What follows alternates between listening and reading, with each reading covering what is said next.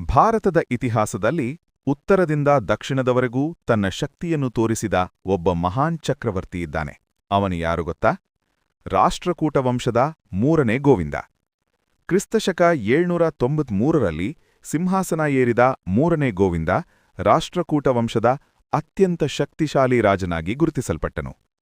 ಅವನ ತಂದೆ ಧ್ರುವ ಮಹಾರಾಜನು ಬಿತ್ತಿದ ಸಾಮ್ರಾಜ್ಯವನ್ನು ಗೋವಿಂದನು ಮಹಾಸಾಮ್ರಾಜ್ಯವಾಗಿ ಬೆಳೆಸಿದನು.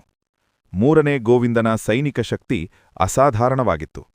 ಅವನು ಉತ್ತರ ಭಾರತದವರೆಗೂ ದಂಡೆತ್ತಿ ಹೋಗಿ ಕಾನೋಜ್, ಮಾಳವ, ವಂಗ, ಪಲ್ಲವ ಮತ್ತು ಪಾಂಡ್ಯರಂಥ ಅನೇಕ ರಾಜ್ಯಗಳನ್ನು ವಶಪಡಿಸಿಕೊಂಡನು. ಅವನ ಸೇನೆಯ ಶಕ್ತಿಯನ್ನು ಕಂಡು ಉತ್ತರ ಭಾರತದ ರಾಜರು ತಲೆಬಾಗಿದರು. ಯುದ್ಧದಲ್ಲಿ ಮಾತ್ರವಲ್ಲ, ಆಡಳಿತದಲ್ಲೂ ಗೋವಿಂದನು ಮಹಾನ್. ಶಾಂತಿ, ಕಾನೂನು ಮತ್ತು ನ್ಯಾಯಕ್ಕೆ ಹೆಚ್ಚಿನ ಮಹತ್ವ ನೀಡಿದನು.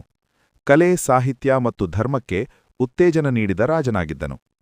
3ನೇ ಗೋವಿಂದನ ಆಡಳಿತ ಕಾಲವನ್ನು ರಾಷ್ಟ್ರಕೂಟ ಸಾಮ್ರಾಜ್ಯದ ಸುವರ್ಣಯುಗ ಎಂದು ಕರೆಯಲಾಗುತ್ತದೆ. ಅವನ ಸಾಹಸ, ಶೌರ್ಯ ಮತ್ತು ಬುದ್ಧಿವಂತ ಆಡಳಿತ ಇಂದೂ ಕೂಡ ಇತಿಹಾಸದಲ್ಲಿ ಅಮರವಾಗಿದೆ. ಇತಿಹಾಸವನ್ನು ತಿಳಿಯಬೇಕು ಎಂದರೆ 3ನೇ ಗೋವಿಂದನನ್ನು ತಿಳಿಯಲೇಬೇಕು.